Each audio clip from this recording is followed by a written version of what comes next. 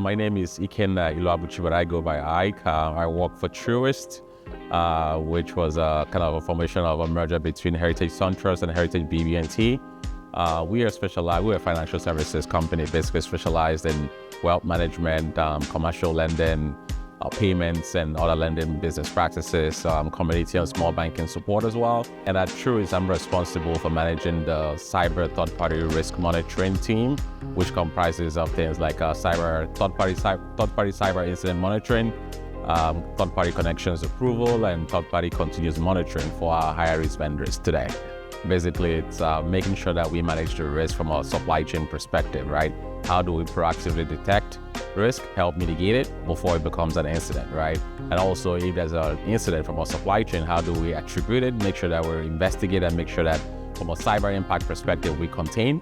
My team today is embedded in our cyber operations team function, basically calling out to different cyber stakeholders that, think about it from a cyber threat intel team, our cyber architecture, our security operations center, just make sure that we are talking hand in hand and working hand in hand to manage supply chain risk as well, as we are getting notified or using the platform SecurityScorecard in this instance to monitor and measure those risks. So in collaboration with the SOC, it's a separate team from the SOC. The SOC obviously are monitoring logging and alerts from our internal assets, but we are collaborating with them in, for example, using SecurityScorecard, where we get the stuff that we should get from logs from internal assets, from external facing assets of our vendors to now do a mapping, investigate, and figure out what we need to do from a risk mitigation standpoint.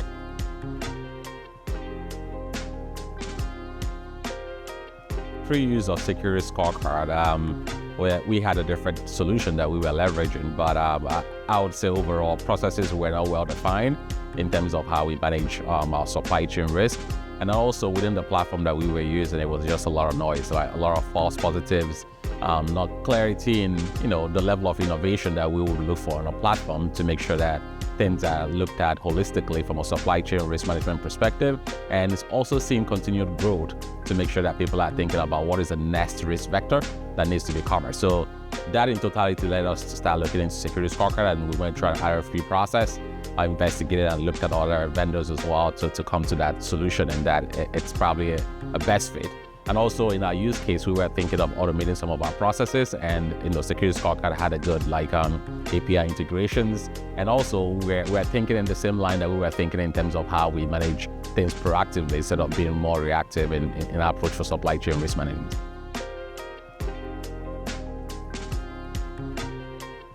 Today, SecurityScorecard, the way we've implemented or are using it is there's a lot of things you can chase on SecurityScorecard based on the alerts, right? You have over 230 plus security alerts that you could chase each and every day from on the platform.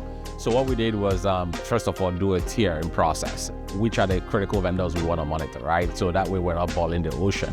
So through that interaction with our TPRM function as well, we identify the higher risk vendors, vendors that have either connectivity to us, vendors that have critical data, vendors that in the past that have cyber incidents, right, that we care about, that we want to monitor.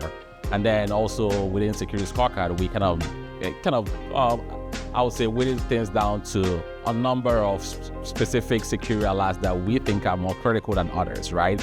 And those are the security alerts we built like portfolios within SecurityScorecard to alert us on those specific use cases and those specific vendors. So that way an analyst can pick it up and then engage the vendor for remediation or mitigation. Being onboarded at Scorecard, what is done is help us focus on the things that really matter, right? Things that we feel matters for our organization and things that we think matters for the entire ecosystem and for the vendors we're monitoring. SecurityScorecard and its use has helped me, I would say overall sleep better, because now I can do targeted engagements to our vendors, not necessarily hoping, sending out a bunch of emails and waiting for someone to respond and say, I am impacted, or I am affected.